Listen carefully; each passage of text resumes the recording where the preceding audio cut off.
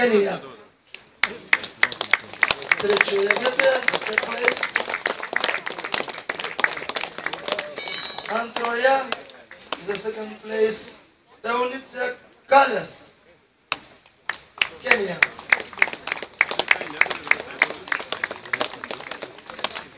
Na ir visų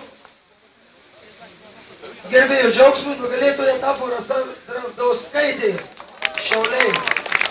Rasa nuotolį įveikė 34 minutės 48 sekundės. Na ir matome, Nutrend firmos atstovas taip pat įteikia šalia taurių ir piniginių prizų. Ir Red Bull gaminančių energetinių gėrimų taip pat įteikia ir Nutrend firmos produkcija. Ir dabar dar žodis Impulsui, sporto klubų tinklui didžiausiam Lietuvoje, jeigu neklystu. Ir ką čia duosit?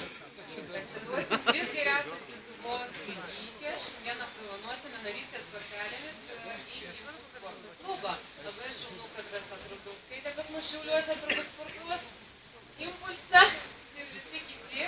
Būtinai irgi Šiauliai. Tai tik daugiau bėgtakių pasistatykite, nes po to dviratininkais bėgikai taps.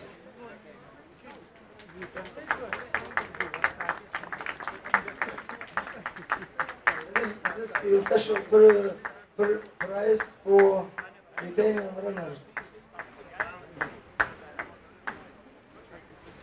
Jeigu Rasa Drazdauskaitė ir toliau taip gerai bėgios, sakė, Šiauliuose bus nuverstas saulės laikrodis. Ir vietoj jo bus pastatytas paminklas Rasai Drazdauskaitei, kuri žiūri į chronometrą. Gražus paminklas.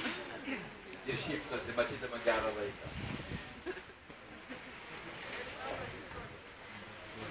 Ir dar vienas rėmėjas, čia vienas iš pagrindinių, Rasai Drazdauskaitei nugalėtojai, Paulius Ragaišis, Naigės prekybos vadovas, įteikia šaldytuvo čekį, kad švieži produktai, visada būtų švieži produktai, kurie bėgikams būtini.